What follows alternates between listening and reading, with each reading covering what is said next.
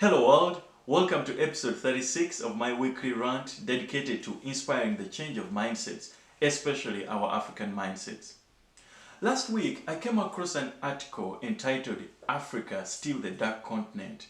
You know, historically, Europeans called Africa the Dark Continent because they knew very little about the interior of the continent. However, in modern times, people usually refer to Africa as the Dark Continent for many reasons. For example, it being the least civilized continent, or lacking development, or lacking a writing culture, etc. etc. I'll explore these other reasons in another video, but for today I want to explore the lack of writing by Africans as the reason why they call us a dark continent.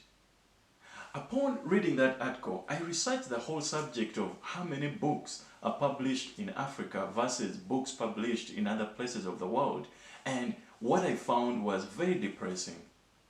Even if the truth is that Africa receives the most sunlight among all continents, the reputation that we are still the dark continent due to lack of writing is something that we Africans should take seriously and not merely dismiss. This is the table I created to show the data about book publication in the world. You can see here China is number one in the world. It produces 17.7% of all annual books in the world, but since its population is 17.9, it produces what it is supposed to. Number two, it is the US. It produces 12.3% of all books in the world. But since its population is only 4.2, it means the US produces 3 times more books than it should. On the other hand, Africa, even if we have 15.6% of the world population, we produce only 1.1 of the annual books in the world. This is the source of the darkness. In fact, I say this is pretty ugly. We are in the age of data, and when provided with objective data, you and I will be fools if we dismiss it. We must be open-minded and accept the naked truth, however embarrassing.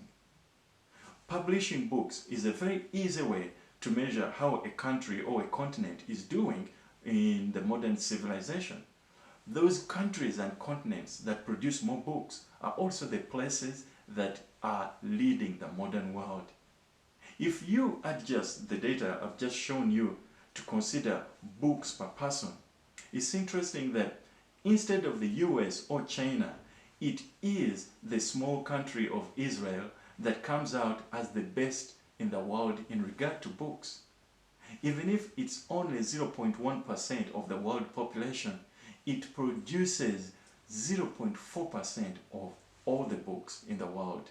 This means it produces 4 times the number of books that it's supposed to produce.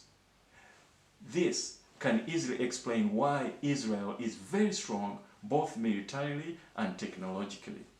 So it seems, show me a country that produces books and I will show you a country that can't be called a dark country. It is not cool that in the year 2021, the main books used to teach in Africa, at least in Uganda, are books by Macmillan or Baker House, all from the UK.